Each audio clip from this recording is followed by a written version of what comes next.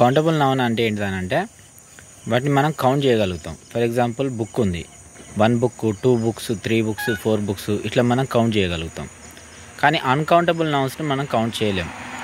For example luggage ఉంది, 1 luggage, 2 luggages, 3 luggages, 4 luggages ఇట్లా మనం కౌంట్ చేయలేం వాటిని. ఎంత లగేజ్ ఉన్నా కానీ దాన్ని లగేజే అంటాం. అట్లనే ఫర్నిచర్ కూడా అది అన్కౌంటబుల్ నౌనే.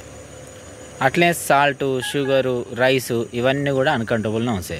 ఈ అన్కౌంటబుల్ నౌన్స్ని మనం కౌంట్ చేయలేం. రైస్ ఉంది, ఒక బ్యాగ్ నిండా రైస్ తీసుకొచ్చినాం, మనం ఒక్కొక్కటి కౌంట్ చేస్తామా? చేయలేము కదా. సో అవి ఎంతున్నా కానీ రైసే.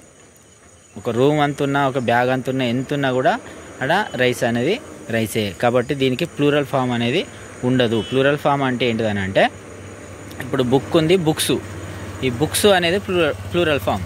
ఎస్ యాడ్ అయినప్పుడు అది ప్లూరల్ ఫామ్ అన్నట్టు. సో దాన్ని బట్టి మనం ఒకటి కంటే ఎక్కువ ఉన్నది అనేది మనం అర్థం చేసుకోవచ్చు. కానీ రైస్ కానీ, లగేజెస్ కానీ, ఫర్నిచర్ కానీ, సాల్ట్ కానీ, షుగర్ కానీ వీటికి ప్లూరల్ ఫామ్ ఉండదు.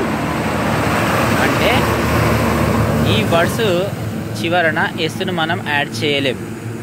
లగేజెస్ ఉండదు, ఫర్నిచర్స్ ఉండదు, రైసెస్ ఉండదు, సాల్ట్స్ ఉండదు, షుగర్స్ కూడా ఉండదు. సో ఎంత ఉన్నా కూడా, ఏది ఉన్నా కూడా వాటికి సింగులర్ ఫామే ఉంటుంది.